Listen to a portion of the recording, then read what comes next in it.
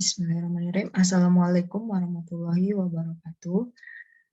Saya mahasiswi Universitas Galuh Ciamis. Video ini dibuat untuk memenuhi salah satu tugas mata kuliah seminar manajemen pemasaran dengan dosen pengampu Bapak Iwan Setiawan. Pada kesempatan kali ini saya akan menyampaikan pembahasan mengenai masalah bisnis atau perusahaan dalam digital marketing. Saya Rahmasari, NIM 3402180392, kelas manajemen L, reguler marketing. Digital marketing di dalam bisnis sudah menjadi tolak ukur keberhasilan dalam bisnis. Namun, seringkali perusahaan kurang efektif dalam memanfaatkan channel marketing yang digunakan untuk berinvestasi, sehingga mengakibatkan perusahaan tersebut hanya membuang waktu saja. Maka dari itu, untuk lebih tepat dalam memilih apa yang sebaiknya difokuskan dan yang mana yang harus diprioritaskan, karena kita akan mencari expert yang rendah untuk hasil yang sangat besar. Untuk hasil yang besar. Ini judul yang saya ambil, yaitu menentukan online channels marketing yang efektif untuk bisnis digital marketing. Jadi, sebelum ke online marketing, kita akan membahas apa itu digital marketing, isi tentang digital marketing atau teori-teori mengenai digital marketing. Nah, di sini saya akan sedikit membahas, bukan menyampaikan secara umumnya saja, bukan secara komprehensif ya. Kalau misalkan ada teman-temannya, oh ini digital marketing itu ini. Nah, di sini saya akan cara umumnya saja gitu. Apa itu digital marketing?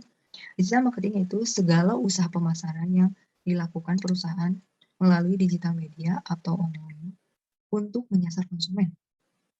Mempelajari digital marketing adalah mempelajari bagaimana cara berinteraksi dengan calon pelanggan melalui digital channel dengan tujuan membuat mereka melakukan sesuatu pada situs web atau aplikasi tertentu. Nah, digital marketing istilahnya lainnya yaitu ada perikanan online marketing. Namun di sini online marketing berarti pemasaran yang melakukan adanya internet gitu ya, terhubung ke dalam internet. Namun kalau misalkan ada lagi yang istilah offline marketing. Nah, offline marketing itu contohnya kayak televisi ya. Televisi, radio, paper atau brosur dan lain sebagainya. Nah, untuk saat ini gitu ya, banyak online marketing itu menjadi pilihan. Bagaimana tidak, semakin banyak perusahaan berinvestasi ke dalam online marketing dibanding offline. Bukan hanya perusahaan kecil saja sekarang, tapi perusahaan besar juga sudah hampir menggunakan online channels gitu. Klasifikasi channels online marketing. Nah, mungkin mengenai channel online gitu. Bagaimana pembeda dari channel offline?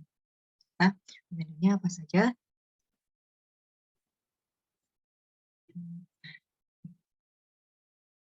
Pembedanya yaitu dari tujuan dan dari biaya biaya itu ya, organik dan paid channel itu. Nah, nanti kita akan bahas dua klasifikasi ini. Acquisition dan retention itu apa sih? Ini berdasarkan tujuan gitu ya. Jadi perusahaan tersebut tujuannya mau mendatangkan customer baru atau mempertahankan customer yang sudah ada. Nah, acquisition itu apa sih? Merupakan channel marketing yang memungkinkan sebuah perusahaan pertama kali mendapatkan keuntungan tadi yang akan mendatangkan customer baru. Contohnya kayak menginstal aplikasi. Nah, itu kan adanya pengguna baru gitu ya. Jika teman-teman menginstal aplikasi Shopee misalkan. Nah, teman-teman berarti menjadi berlangganan. Nah, retention channel adalah channel marketing yang digunakan oleh suatu perusahaan untuk mendorong pelanggan mereka agar melakukan transaksi. Nah, ini klasifikasi channel online ini mungkin ya contohnya gitu ya, kayak notifikasi SMS gitu kan dapat pernah gitu ya, ada iklan atau yang masuk ke Gmail, tiba-tiba ada yang menawarkan diskon dari Traveloka misalkan. Nah, itu bagaimana perusahaan mengajak kembali mendorong untuk melakukan transaksi kembali. Klasifikasi yang kedua yaitu organik dan paid, yang berbayar, yang gratis dan berbayar. Gitu ya. Organic channel marketing yaitu yang tidak mengharuskan suatu perusahaan untuk membayar setiap kali terdapat pertambahan kunjungan ke website atau aplikasi tersebut. Nah, Jadi ketika seseorang mengklik, eee, link yang diberikan dari perusahaan. Nah, untuk, lanjut ke website tersebut, itu perusahaan tidak akan membayar gitu. Beda lagi dengan yang paid, paid ini apa ya, mengharuskan perusahaan untuk membayar setiap kali terdapat pertambahan kunjungan ke website atau aplikasi perusahaan tersebut. Nah, ketika ada seseorang yang mengklik gitu ya, link yang, mengarah ke website perusahaan tersebut, nah, perusahaan tersebut harus membayar gitu ya. Nah, contohnya mungkin ya, eee, nanti Facebook Ads atau, TikTok Ads, Instagram Ads gitu dan lain-lainnya. Nah, nanti akan dibahas secara, lebih ini yaitu bagaimana cara memilih channel online marketing yang tepat.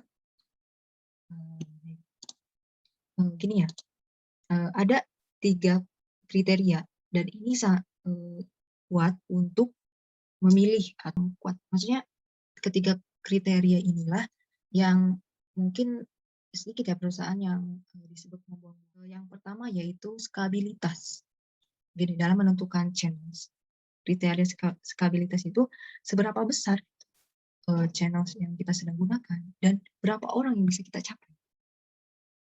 Nah, marketing channel terbesar untuk saat ini yaitu Google dan Facebook. Ini untuk saat ini ya, mungkin karena Google itu udah sering apa ya, sering kita telusuri, maksudnya sering kita gunakan gitu ya, berapa ribu orang gitu di dunia penggunanya. Dan Facebook juga merupakan sosial media yang begitu sangat besar gitu popularitasnya gitu ya. Dan WhatsApp, Instagram itu milik Facebook juga ya. Nah, yang kedua yaitu penargetan. Penargetan. Menargetkan penggunaan yang tepat untuk produk atau layanan yang ditawarkan. Nah, jadi ketika, produk yang kita akan targetkan, maksudnya produk yang akan kita marketingkan, harus ditargetkan dengan baik. 2 jenis penargetan online, yaitu behavior targeting dan demographic targeting. Nah, kedua jenis penargetan online ini sangat berbeda ya.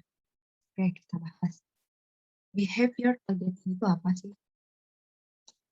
Behavior targeting adalah menargetkan berdasarkan niat seseorang untuk membeli produk atau layanan tertentu melalui tindakan yang mereka lakukan. Gini ya contoh nih, ada contohnya ya. Ketika seseorang akan membeli misalnya nih, iPhone ya, buy iPhone, 13 gitu ya.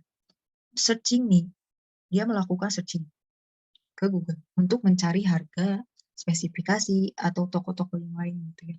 Nah, sehingga ketika kita memasukkan buy iPhone 13 ini keyword, tindakan suatu niat seseorang untuk membeli, berarti niat adanya tindakan ya, baru muncul, iklan tersebut.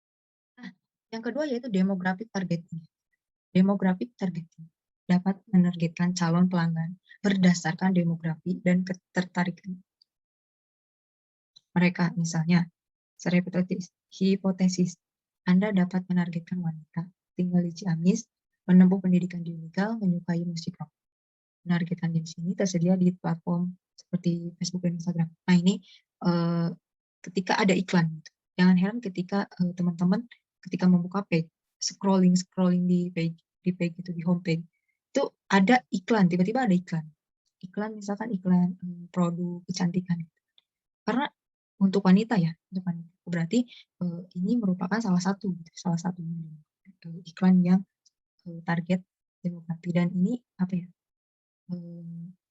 Tanpa harus kita lakukan, tanpa harus kita mencari gitu ya, iklan tersebut sudah ada gitu. Jadi tanpa kita ada tindakan, iklan tersebut sudah muncul gitu, sehingga memudahkan. Nah, yang kedua yaitu biaya atau CAC, Customer Acquisition Cost. Ini ya, apa sih itu biaya? Itu biaya pertama kali perusahaan membayar untuk iklan. Nah, ini contohnya teman-teman. Perusahaan X memperkerjakan seorang digital marketer dengan gaji 10 juta per bulan. Bagaimana ya?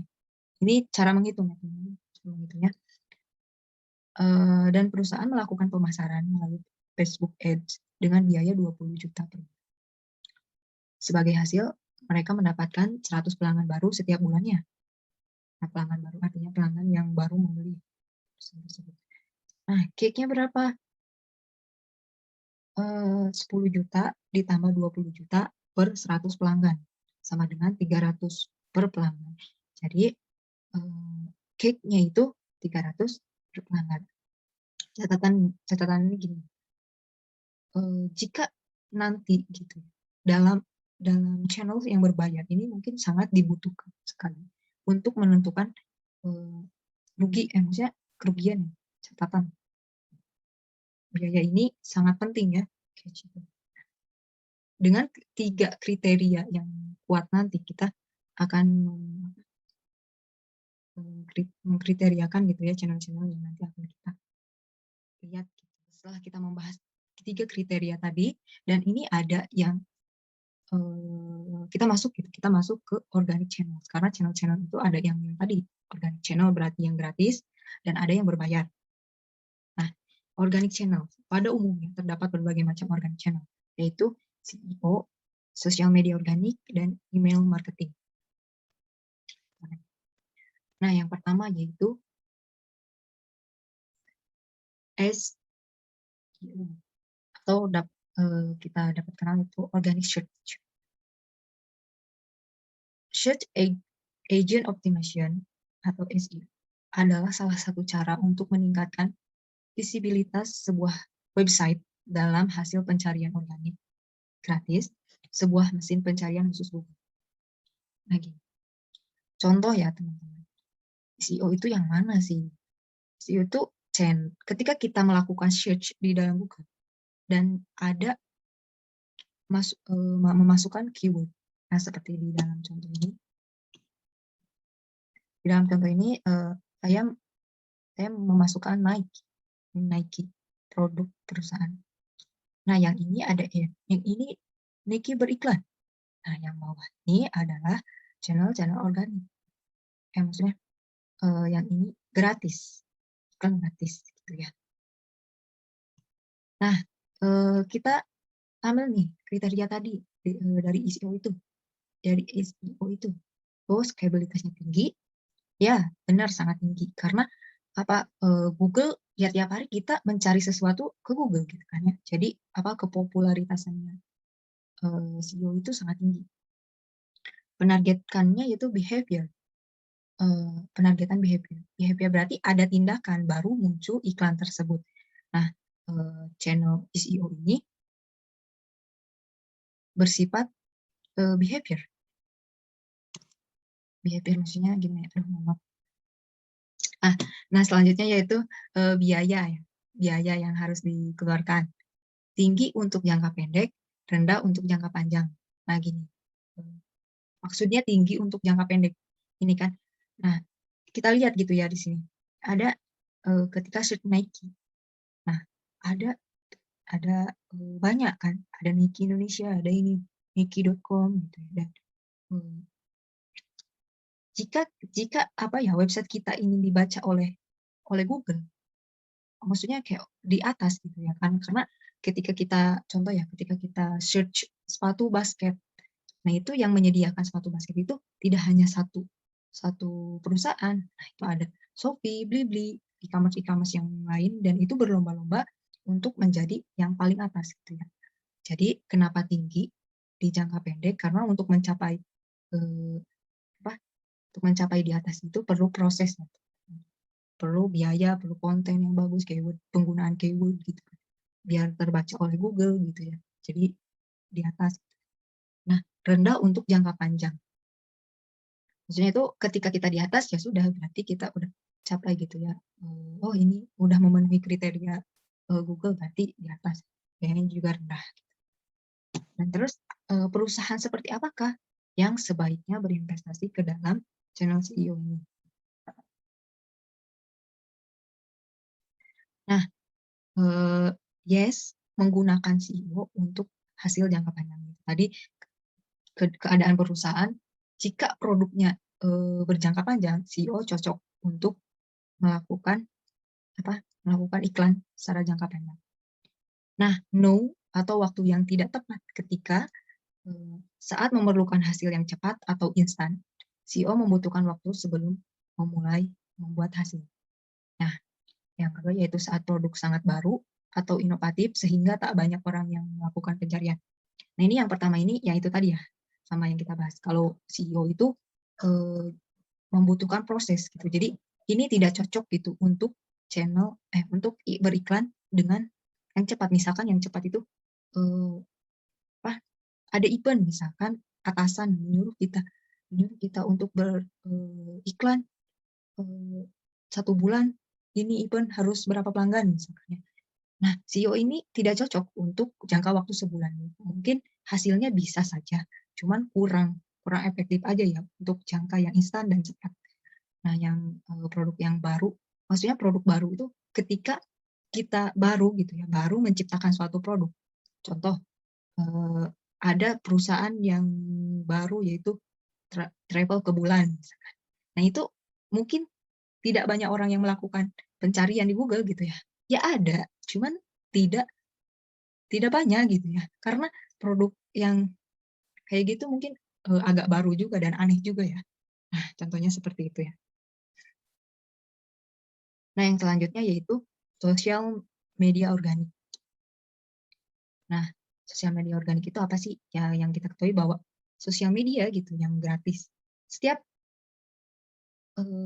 karena teman-teman juga pasti sudah banyak gitu ya, yang udah lama gitu, di sosial media udah bertahun-tahun gitu ya, memposting tempat tempat curhat, tempat kita, mencari teman, tempat berkomunikasi atau apalah ya. Nah, sosial media organik, setiap konten yang dipublikasikan di media sosial dianggap sebagai bagian dari sosial media marketing suatu perusahaan. Ini, kriterianya ya, stabilitasnya rendah. Kenapa rendah gitu? Karena gini, sosial media itu terbatas ya teman-teman. Ketika teman-teman memiliki followers, misalkan teman-teman memiliki followers di Instagram, 11.000. Nah, 11.000 orang itu tidak tidak semua orang melihat atau, menyukai postingan yang kita sukai gitu ya, mungkin hanya beberapa persen gitu. Nah, dari itu kenapa, popularitasnya sangat rendah, karena jangkauannya itu sangat kecil untuk sosial media organik. Nah, yang kedua yaitu penargetan penargetan. Nah, ini demografik ya. Demografik itu mungkin karena di Facebook gitu ya, sosial media juga namanya. Nah, mungkin, target kenapa demografik, karena untuk ya, usia mungkin, wanita, tinggal di daerah mana gitu. Ini berarti demografik ya. Kadang misalkan perusahaan tersebut ada di, Majalengka misalkan. Nah, tiba-tiba, oh daerah ini apa gitu kan, ada yang baru di Majalengka. Oh, nah, itu bersifat demografik ya teman-teman, wilayah berarti. Nah, biayanya rendah dan memang dapat dikatakan gratis juga ya. Karena kita, mengposting konten itu tidak dibayar, mohon maaf. Ya, tidak, memerlukan biaya gitu ya, yang memerlukan biaya internet ya itu, eee, bukan termasuk ya. Maksudnya itu kayak, beriklannya gitu ya. Nah, perusahaan seperti apakah yang sebaiknya berinvestasi ke dalam organik sosial media gitu? Nah, ini sebelum ke nanti pembahasannya itu ada sosial media status di Indonesia gitu yang paling banyak digunakan, Agustus 2020 sampai Agustus 2021. Nah, ini, tuh kan Facebook paling populer, paling banyak diakses pada, 1 tahun ya, belakang ya mungkin. YouTube, yang kedua yaitu YouTube, Instagram, ada fitness, Twitter, Tribun, Threads, dan lainnya ya. Nah, ini tuh, jadi dapat dikatakan bahwa sosial media Facebook itu ya paling besar gitu stabilitasnya stabilitasnya mohon maaf. Nah, oh iya teman-teman, hampir lupa. Ini contoh ya, eee, nah ini contoh dari sosial media organik. Nah, ini ada 3 perusahaan yang saya ambil contoh gitu ya, yaitu, Nike Nike. Nah, terakhir Nike memposting tahun 2018. Berarti sekarang, udah tahun 2021 mungkin Nike sudah, tidak fokus lagi ya, maksudnya tidak tidak melanjutkan iklan di sosial media gitu ya, secara posting-posting gini, berarti sudah tidak digunakan lagi gitu ya. Nah, yang kedua yaitu Uniqlo Indonesia ya, ini postingan. Nah, ini apa yang coba lihat, di sini ada like-nya cuma 12 gitu. Sedangkan, ribuan yang saya lihat, sukanya itu ribuan gitu, tapi yang tidak semua ya itu tadi, kata saya juga, kenapa scale rendah, karena tidak semua orang, ketika kita memposting, itu banyaknya suka gitu. Nah, mungkin ada sebagian yang suka, ada. Nah, yang kedua yaitu, dari IndiHome, ini postingan dari, Facebook. Nah, ini menarik ya teman-teman, ketika teman-teman nanti akan menjadi seorang digital marketer ya, dan nanti juga teman-teman akan menjadi seorang mimin. Nah ini nah ini, gunanya juga sosial media untuk apa ya, meningkatkan brand award atau citra gitu ya, citra juga. Nah di sini ada komentar yang sangat menarik dari Arya, "Promo aja terus, kualitas, urusan belakangan yang penting banyak."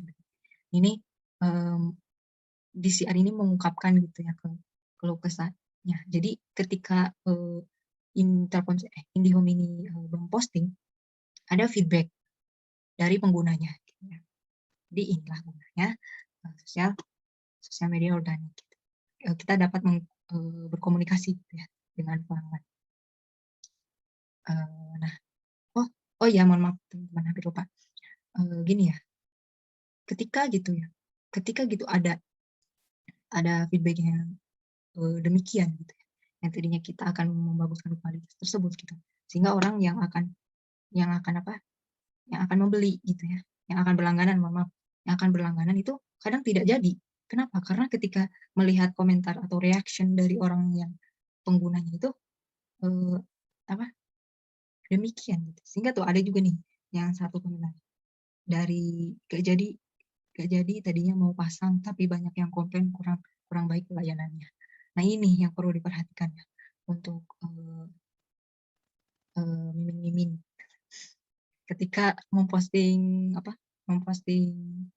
suatu layanan yang baru di sosial media, dan ini perlu, keprofesionalan gitu ya, terhadap pelanggan yang komplain gitu. Dan juga apa ya, gini, gunanya sangat bermanfaat sekali sosial media ini. Di mana kita juga, ketika ketika apa ya, ketika teman-teman misalkan IndiHome mati, nah kan, bukan mati, gangguan. Apa yang kita lakukan? Nggak mungkin kan kita langsung telepon IndiHome ini, tidak ya. Kebanyakan yang saya rasakan juga gitu ya, kita mencari ke Twitter, wah di Twitter lagi trending nih, IndiHome lagi down. Nah itu sosial media gunanya itu. Dan kita juga ikut-ikutan, "Iya nih, di rumah gue mati," gitu. Nah itu, sosial media adalah tempat di mana untuk, menciptakan brand award itu di sini. Baik, nah ini perusahaan yang tepat gitu, yang untuk berinvestasi di channel sosial media organik ini, yes, ketika keadaan ketika orga eh, mohon maaf, yes, organik sosial media adalah channel yang bisa menjadi sangat efektif untuk meningkatkan brand award award award terhadap perusahaan-perusahaan tersebut gitu ya. Ya tadi yang dibilang tadi ya, kayak apa ya, citra gitu ya, citra dari suatu perusahaan atau layanan gitu ya. Ini ini sangat bagus gitu ya, sosial media ini digunakan sangat bagus. Dan no atau tidak tepat atau kurang tepat ketika digunakan untuk meningkatkan tarif atau untuk meningkatkan sales, organik sosial media memiliki efek yang terbatas. Nah, yang tadi dibilang ya kan, jangkauannya sangat terbatas sekali gitu. Jadi untuk meningkatkan, penjualan atau tarif itu sangat tidak cocok sekali gitu ya. Dan terlebih lagi Facebook di mana jangkauan organik post-nya sangat terbatas. Nah itu ya, yang tadi kita lihat seperti Nike yang sudah, tidak mengurus, di sosial media gitu ya, udah berpindah mungkin ya karena ya kurang efektif. Bukan kurang efektif ya, Astagfirullah. Selanjutnya. Oke, selanjutnya yaitu email marketing. Apa sih itu email marketing? Ya, email marketing adalah marketing channel yang biasanya merupakan bagian dari CRM. CRM ini Customer Relationship Management, yang lebih luas dalam suatu perusahaan. Ini ya teman-teman, CRM itu SMS ya. Kalau misalkan yang offline itu kadang kita menerima gitu ya, tiba-tiba ada SMS, selamat Anda mendapatkan gitu kan. Bukan itu penipuan namanya ya, mohon maaf. Maksudnya kayak notifikasi gitu kan. Ada tiba-tiba ada notifikasi iklan gitu ya. Nah, itu ini kriterianya untuk kriteria skalabilitas menengah. Kenapa menengah? Karena ya kadang ada notifikasi kita kadang kalau sesuai gitu berdasarkan kita, kadang langsung diklik gitu. Jadi popularitasnya itu signifikan gitu kita. Dan penargetan itu behavior dan demografi. Maksudnya behavior dan demografi email marketing ini karena ketika behavior kadang kita melakukan misalkan melakukan login, melakukan daftar dari sebuah aplikasi Shopee ya. Nah, menggunakan email. Nah, nanti kita akan mendapatkan email welcome to Shopee. Nah, itu merupakan behavior. Kan ada suatu tindakan kita menjadi pelanggan baru ada email masuk ke kita. Dan demografi. Nah, demografi ini kadang kita misalkan kita sudah berbelanja di suatu e-commerce dan membeli sepatu wanita. Nah, nanti e-commerce tersebut misalkan di Zarola,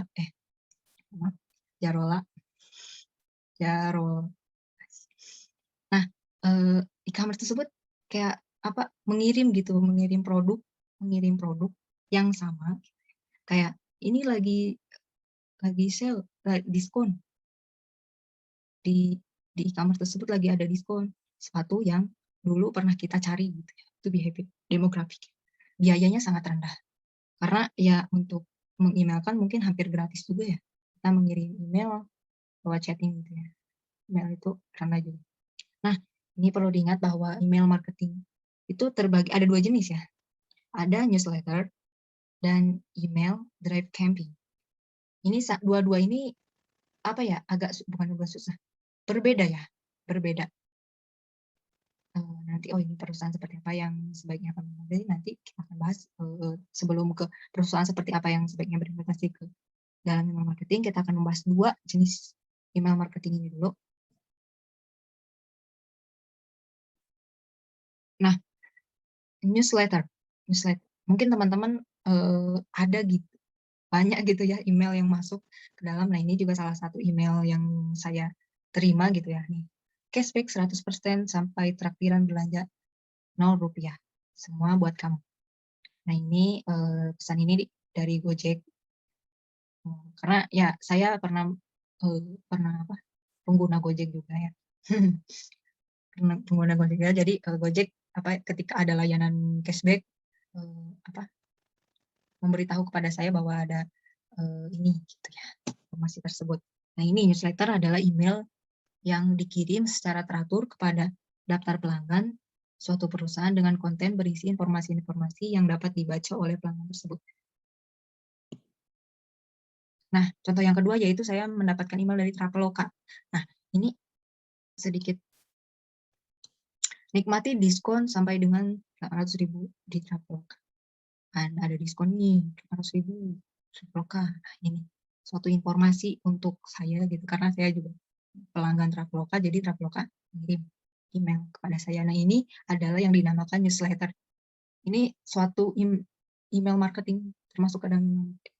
Nah, baik, yang selanjutnya yaitu drive campaign.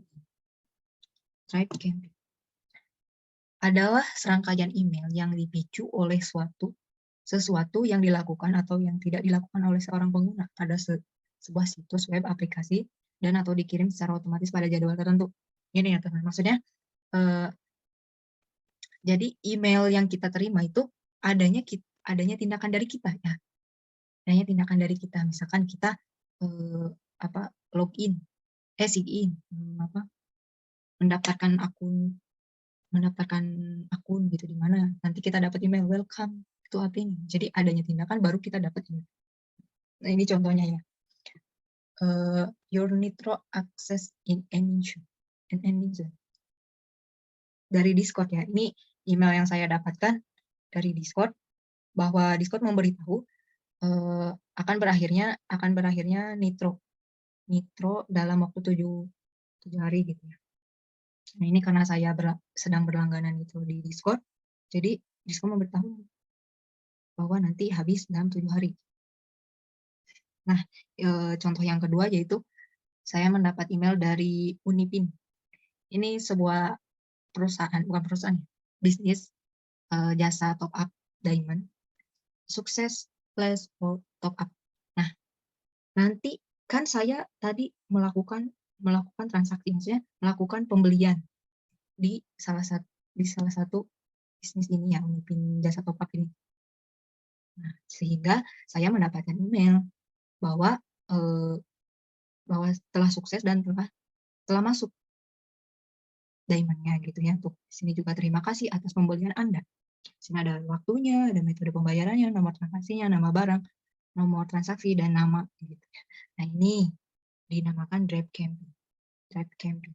Jadi, yang tadi ada newsletter berisi tentang informasi-informasi yang untuk dibaca oleh pelanggan, dan ini bersifatnya adanya tindakan yang dikirim secara otomatis pada jadwal tertentu saja ya. Nah, itu. Nah, perusahaan seperti apakah yang sebaiknya berinvestasi ke dalam email marketing? Semua perusahaan sebaiknya berinvestasi ke dalam email marketing, khususnya ke dalam email drip campaign. Setelah Anda membuka sistem email otomatis, Anda akan dapat menghasilkan tarif dan sales tambahan untuk bisnis secara gratis. Ini sangat bagus banget ya, apalagi drip campaign itu kayak kita di-welcome-in nih, oh dapat email, bagus sekali itu menciptakan, dan juga ini dapat menciptakan tarif dan sales penjualan juga. Dan semakin banyak informasi yang Anda miliki mengenai pelanggan Anda, maka email Anda akan semakin menular dan penargetan Anda akan semakin baik. Dan itu upaya marketing Anda akan menjadi semakin efektif. Ya, gimana nggak efektif gitu ya, karena kita dapat email gitu ya, jadi teratur gitu. No waktu yang tidak tepat ketika kita berinvestasi ke dalam email marketing, yaitu jika basis pelanggan sangat kecil kayak gini. Sebaiknya Anda meningkatkan basis pelanggan Anda terlebih dahulu sebelum memulai membuat sistem email marketing tingkat lanjut. Jadi, ketika maksudnya bisnis ya, bukan basis. Bisnis pelanggan basis. Maksudnya itu di sini tuh kayak, masih sedikit gitu pelanggannya ya, tidak banyak gitu ya. Sebaiknya, memperbanyak pelanggan dulu gitu. Karena ya yang sedikit mah dikontaknya lewat WhatsApp juga bisa gitu ya, dikontak, misalkan teman-teman sering sering dapat nih kontak nomor HP-nya karena dia pernah membeli barang kita. Nah, itu kita dapat mengirim, entah itu informasi-informasi tentang cashback cashback, diskon, atau, layanan dan produk yang baru kita untuk disebarkan. Nah, itu, lewat WhatsApp juga efektif ya, kalau misalkan masih kecil. Tapi perlu diperhatikan teman-teman, ketika ketika kita menggunakan email marketing atau CRM ini, keprofesionalismean. Ini membahas profesionalisme, di mana kadang ada email yang masuk ketika kita terus-terusan mengirim pesan kepada teman kita misalkan. Nah, ini kayak ganggu juga gitu, spam. Malahan sehingga kita bakal diblok. Kayak, "Ini apaan sih ngirim-ngirim kayak gini?" Nah, itu. Nah, itu yang perlu diperhatikan ya. Karena kadang setiap orang itu kayak tidak, tidak tiap hari gitu membaca produk kita gitu kan. Kalau tiap hari, perusahaan tersebut mengirim terus kan kita jadi kesel gitu. Nah, itu yang perlu diperhatikan, profesionalismenya ya, kadang harus tepat pada waktunya. Apakah waktunya ketika ada promo atau ada diskon, nah itu baru kayak bagus banget gitu ya. Jangan tiap waktu atau tiap hari, maksudnya seperti itu. Nah, eee, setelah kita membahas tadi yang organik atau yang gratis gitu, nah ini akan membahas tentang paid channel yang berbayar gitu. Pada umumnya terdapat berbagai macam paid channel, yaitu paid search, social media paid, dan ad network.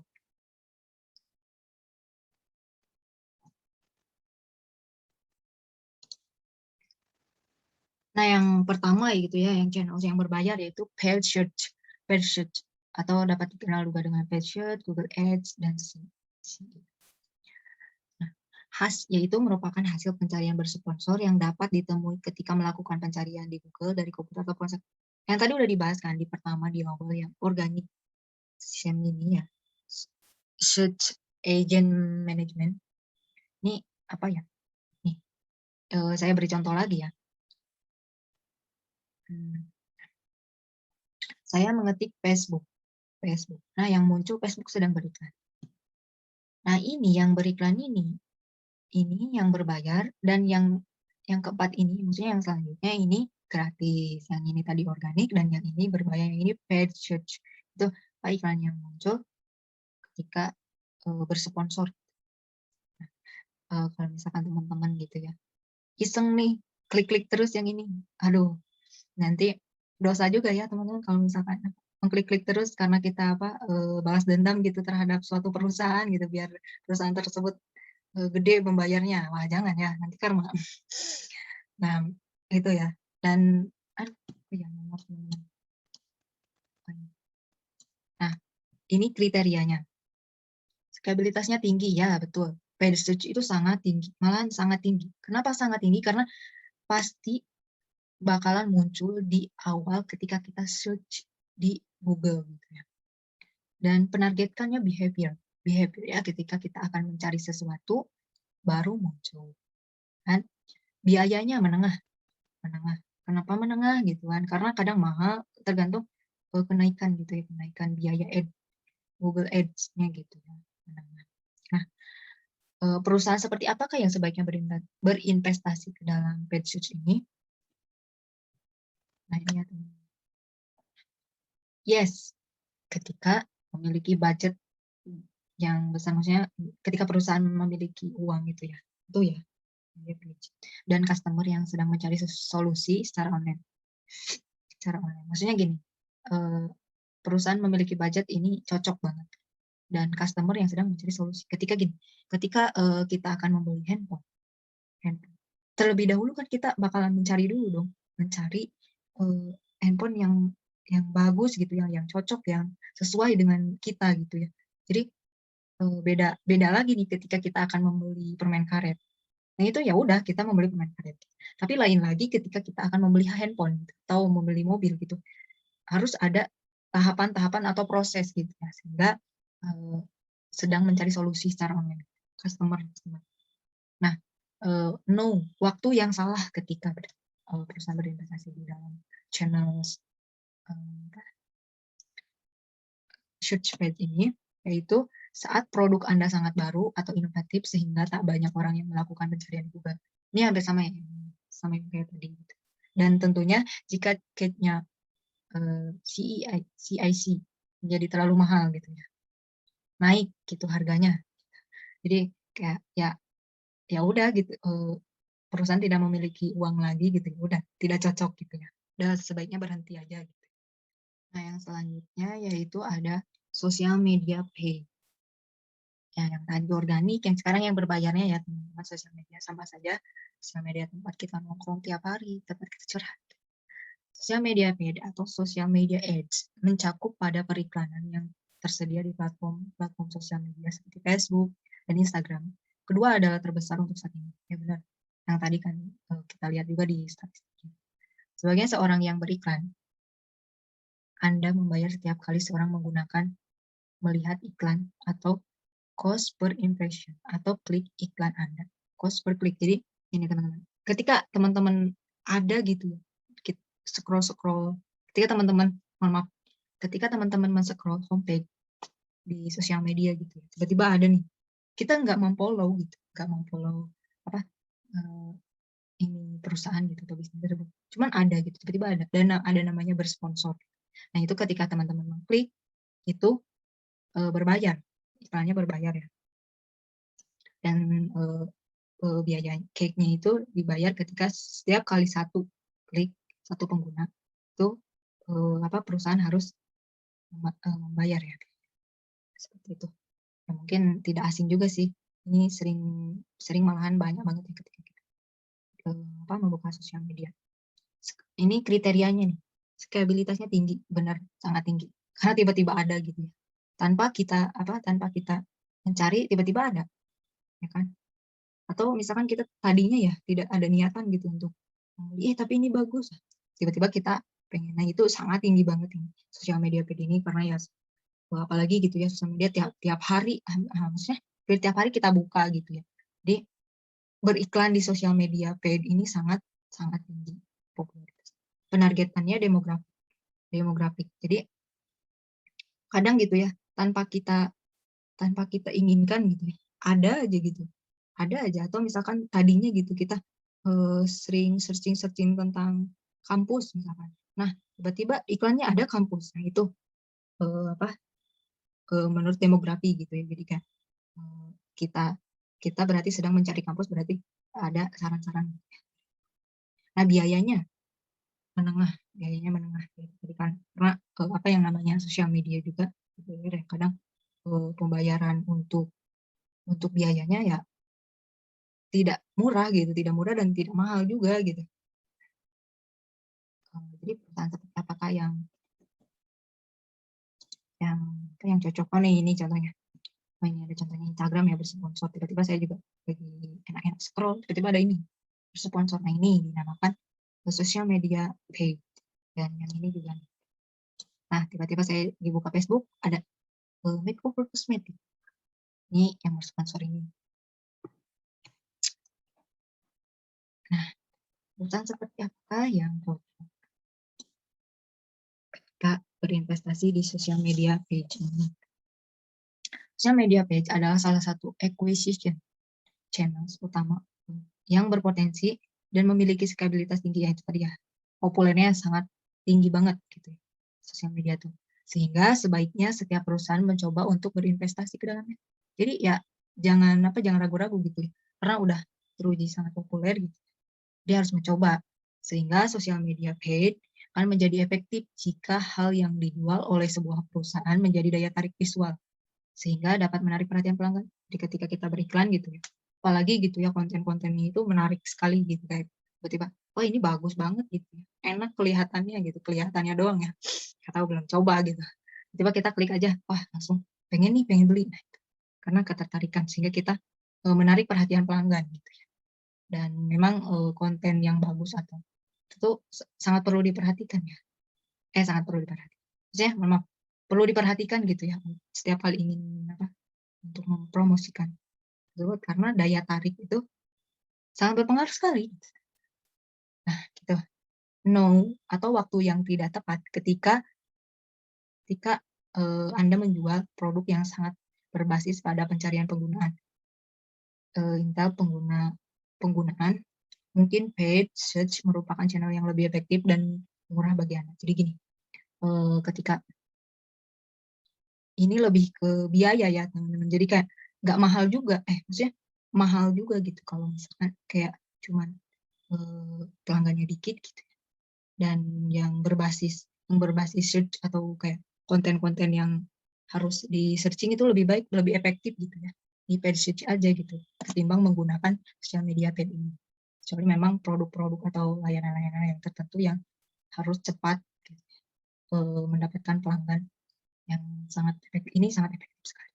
Tapi kalau cuma buat ya di searching juga produk nanti juga bakalan lebih murah gitu dibanding. Dan yang terakhir ini ad network. Ad networks memungkinkan untuk beriklan di setiap situs web utama dan kebanyakan aplikasi mobile. Gini ya teman-teman, pernah nggak sih gitu ketika main game offline ya, kita main game offline gitu, tiba-tiba ada muncul iklan di dalam aplikasi.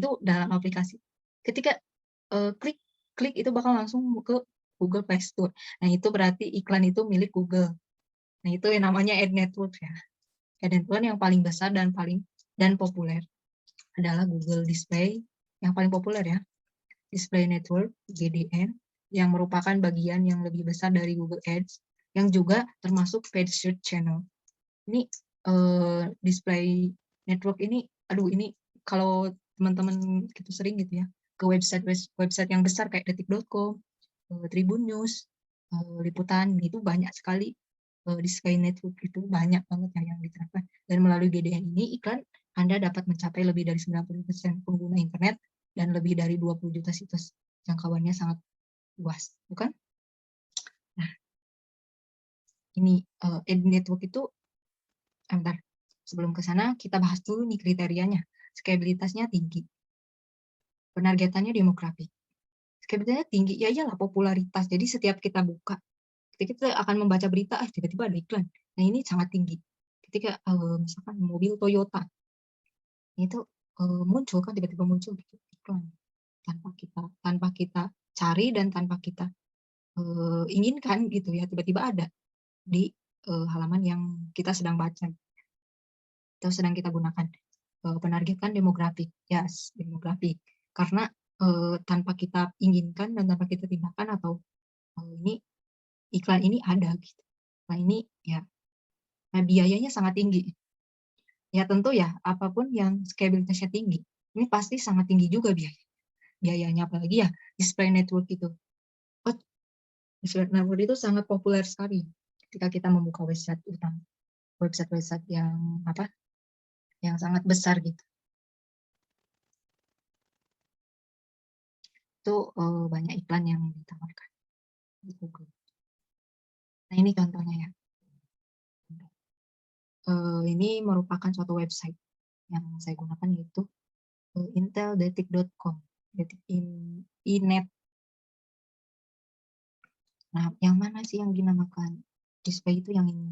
Ini kan sponsor, ini mungkin yang diterapin sama perusahaan detiknya. Dan ini juga di pinggir tuh. Selamat datang iPhone 13 klik. Dua iklan ini. Tiba-tiba ada banner ini aja. Ini merupakan atau nah ini ada kan iklan promo Samsung Galaxy A12 15W first charging susah juga ya. Nah ini juga merupakan apa, iklan dari Google ya. Oh ya, contoh lain gitu ya, di apa, ketika kita membuka YouTube. Nah itu YouTube kan milik Google ya kan. Nah ketika kita mau buka YouTube tiba-tiba ada iklan tuh, apalagi sekarang gitu ya, 2 iklan dulu sebelum kita mau nonton, ada iklan 2. Nah itu iklan Google itu iklan milik Google gitu. Nah itu dinamakan display network juga. Itu contoh lainnya dari ini. Baik perusahaan yang seperti apa gitu ya yang harus berinvestasi di dalam ad network itu. Perusahaan yang memiliki audiens yang terbesar perusahaan yang sudah menggunakan online marketing channels lainnya, dan perusahaan yang berusaha meningkatkan brand awareness dan bukan menghasilkan direct conversion sales. Ini ya. Jadi yang memiliki perusahaan yang sudah besar. Gini contoh ya, kayak Unilever ya. Unilever juga menggunakan marketing di TV ya, tapi tidak jarang juga gitu ya. Ada iklan yang dirangkai gitu untuk internetnya juga, maksudnya untuk online-nya juga kayak sering nemu gitu ya iklan di YouTube gitu ya. Nah yang selanjutnya itu penggunaan lain dari ad network yang sangat menguntungkan adalah penggunaan ad network untuk retargeting orang-orang yang sudah mengunjungi website atau aplikasi Anda. Retargeting marketing adalah jenis marketing yang terjadi pada Anda ketika Anda melihat iklan dari aplikasi yang baru saja Anda download atau website yang baru saja Anda kunjungi. Tadi ya, yang saya katakan bahwa ketika kita membuka aplikasi terus ada tiba-tiba ada iklan, terus pas kita klik itu menuju ke kan ke Google gitu ya, Google Play atau itu kan iklan dari Google. Nah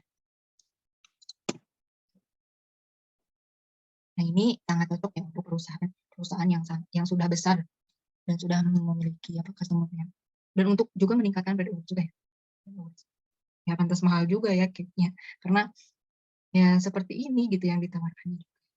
Nah, waktu yang tidak tepat ketika ketika perusahaan nah ini pada umumnya menghasilkan karena advertisement pada umumnya menghasilkan kualitas tarif yang rendah, maka biaya CAC yang menggunakan AdWords cenderung lebih tinggi daripada paid search dan sosial media channel. Oleh karena itu, sebaiknya perusahaan tidak menggunakan AdWords sebagai acquisition channel pertama.